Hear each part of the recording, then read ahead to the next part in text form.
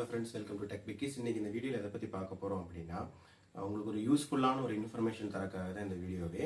இப்போ for example நீங்க உங்க வீட்டில் கேஸ் சிலிண்டர் கனெக்ஷன் எல்லாருமே எடுத்திருப்பீங்க. இதை இன்னொருத்தரோட பேருக்கு மாற்றணும் அப்படிங்கிற பட்சத்தில் என்ன பண்ணணும், அதுக்கான என்னென்ன தேவைகள் நம்ம ஃபார்ம் மூலமாகவோ இல்லை எப்படி அதை அப்ளை பண்ணணுங்கிறத பற்றி தான் இந்த வீடியோவில் பார்க்க போகிறோம்.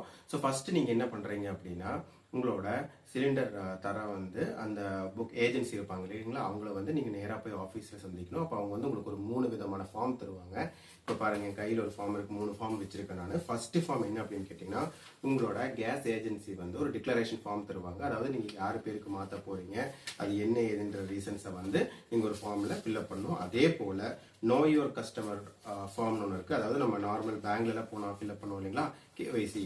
அந்த கேவைசி ஃபார்ம் தான் இன்னொரு ஃபார்ம். இதுக்கு பார்த்தீங்கன்னா உங்களோட ஒரு ஃபோட்டோ நீங்கள் வைக்கணும். அது போக லிஸ்ட் ஆஃப் டாக்குமெண்ட்ஸ் சொல்கிறாங்க. என்னென்னு கேட்டிங்கன்னா ஆதார் கார்டு வேணும், அப்படின்னா டிரைவிங் லைசன்ஸு, அப்புறம் ஓட்டர் ஐடி, ரேஷன் கார்டு, அப்புறம் பார்த்தீங்கன்னா ஆல்ரெடி உங்களோட கேஸ் புக்கு இருக்குது அப்படின்னா அந்த புக்கையும் நீங்கள் இது கூட சப்மிட் பண்ணணும். அப்புறம் உங்களுக்கு ஒன்ஸ் அப்ரூவ் ஆனோன்னா உங்களுக்கு புது புக் அசைன் பண்ணிடுவாங்க.